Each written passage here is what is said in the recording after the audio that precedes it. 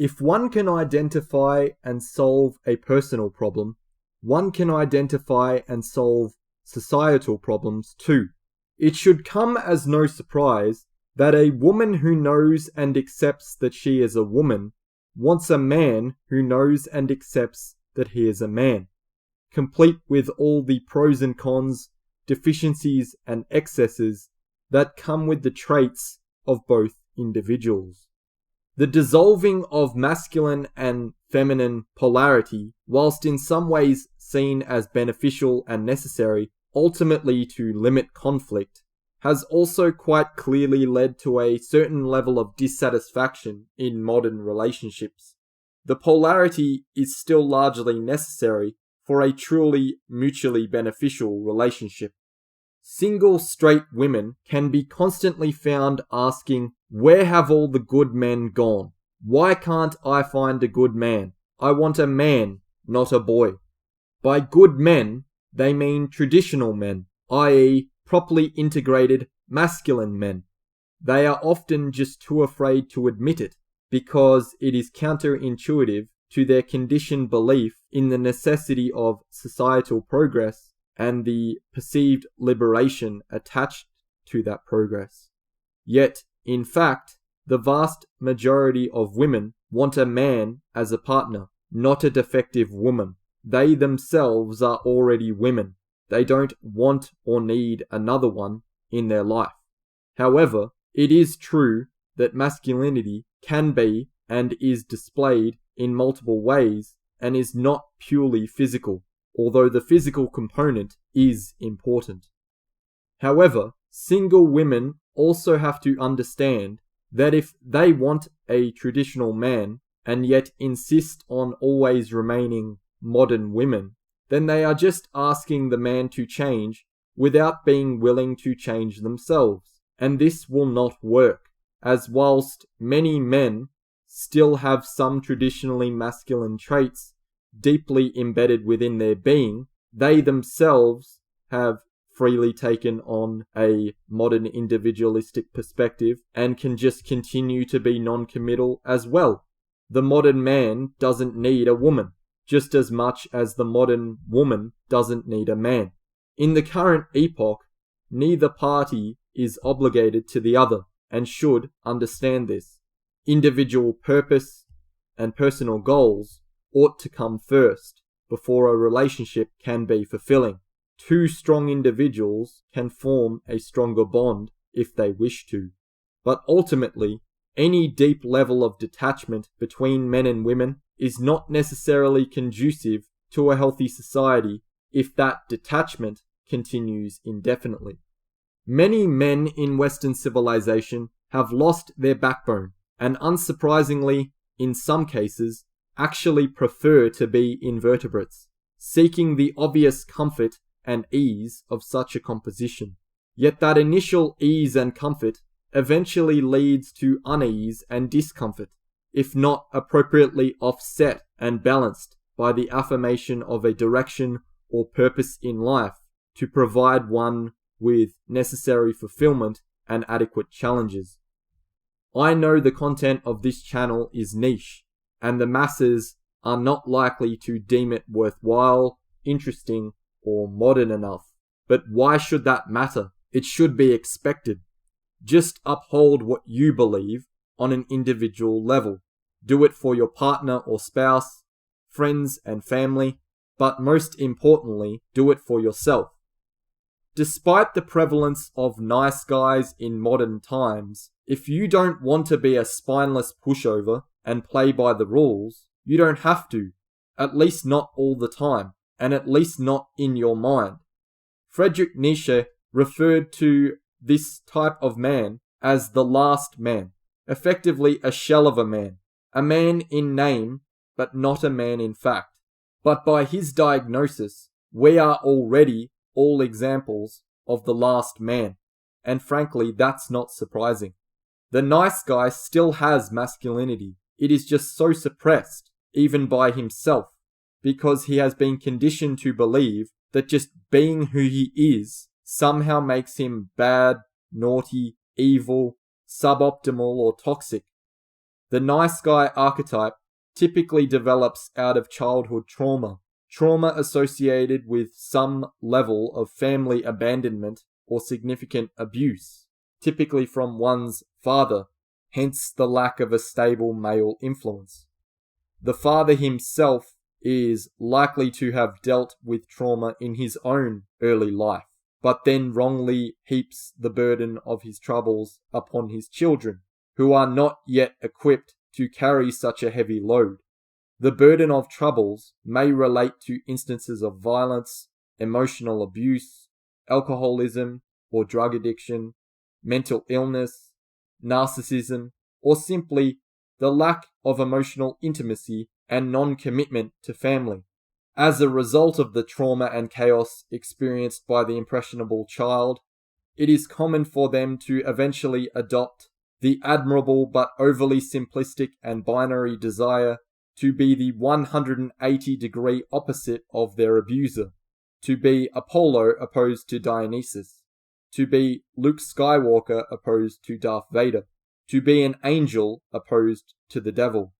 Whilst this is an honourable, noble, and perhaps even necessary ideal, it is still just an ideal, and can place extraordinary pressure and unrealistic expectation upon the child. This is where there is a problem with the single mother loudly proclaiming that she will raise her son to be the polar opposite of his father, thereby often stunting and suppressing her son's natural masculine development, because excessive masculinity could apparently lead to bad or toxic behavior, and the boy will be made to feel shame for this, and he grows up under that impression, often assuming his mother is flawless and accepting every one of her demands, just to ensure she is happy and conflict is avoided. This is the character of the mama's boy. Of course, the mother is not perfect, but human, just like the son, but the boy may feel compelled to tread on eggshells around his mother and other adults, thereby rejecting the fullness of his emotional and physical spectrum, thus forcing him to suppress his anger at times when he should feel angry, suppress aggression when he should feel aggressive, or suppress sadness at a time when it is perfectly acceptable and normal to feel sad. Over time, such suppression stunts his growth and stops him from becoming a fully integrated man, even long into adulthood. One should always understand that the abuser is an unfortunate example of one flawed individual, not an immediate indication of an entire population being flawed, which is an irrational conflation, especially if one claims to be liberal, thereby apparently believing in individualism and not collectivism.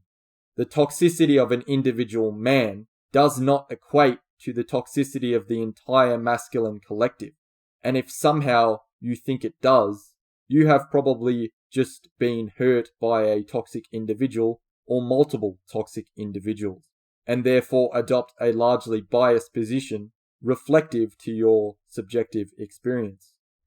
In relationship and social dynamics, there's a difference between being nice and being dignified. Every young man should know that being nice, just to avoid all forms of conflict, seek endless approval, and cater to everyone's demands, eventually becomes exhausting and is not a fruitful venture when associating with women.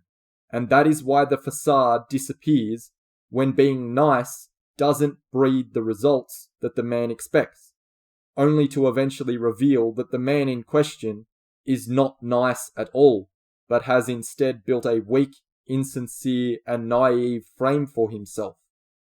The author of the book No More Mr. Nice Guy, Robert Glover, says that whilst each nice guy is unique in some way, they each share a common but incorrect utopian life script. These men believe wholeheartedly that if they are good and do everything right according to society's standards, they will be loved, get their needs met, and have a problem-free life. This is clearly a false belief. According to Glover, the attempt to be good typically involves trying to eliminate or hide certain things about themselves, namely their mistakes, needs, and emotions, to become what they believe others want them to be, i.e., endlessly generous, helpful, peaceful, and in short, liberal. The strong and well-adjusted individual ought to have conviction in what they believe, and a sound understanding of their own worldview, even if this worldview is unpopular or counterintuitive to the ethics and conduct of the masses, because, as the old saying goes, it is no measure of health to be well adjusted to a profoundly sick society. That is why one ought to consider adopting the archetype of Don Quixote from the two-part novel of the same name by the 17th century Spanish author Miguel de Cervantes. Be the odd one out that everyone laughs at and finds weird or quaint for upholding a semblance of traditional values. Let the naysayers laugh and hold yourself to the higher standards that you believe are worthy of the man you are, or better yet, the man you want to become.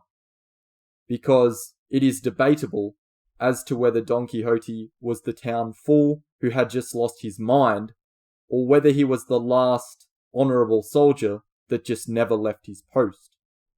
Whilst women of today may enjoy the many benefits that liberalism has afforded them, should they wish to find the self-assured, strong, confident, dignified, mature, and masculine man they truly desire, then they will have to admit that the wide proliferation of excessive liberalism is the fundamental cause of the nice guy or submissive man-child that women themselves are so repulsed by, a man that women moulded and raised themselves.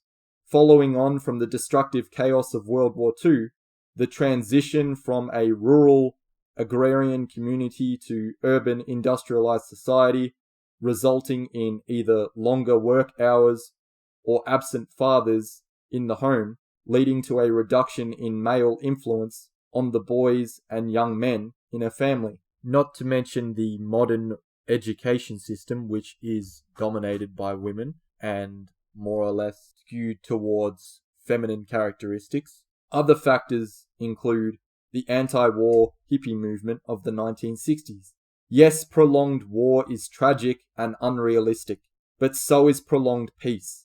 The complete absence of war and the complete absence of peace both lead to destruction and dissatisfaction, just in different forms. Once again, the golden mean of Aristotelian virtue is the best and most realistic scenario we can hope for.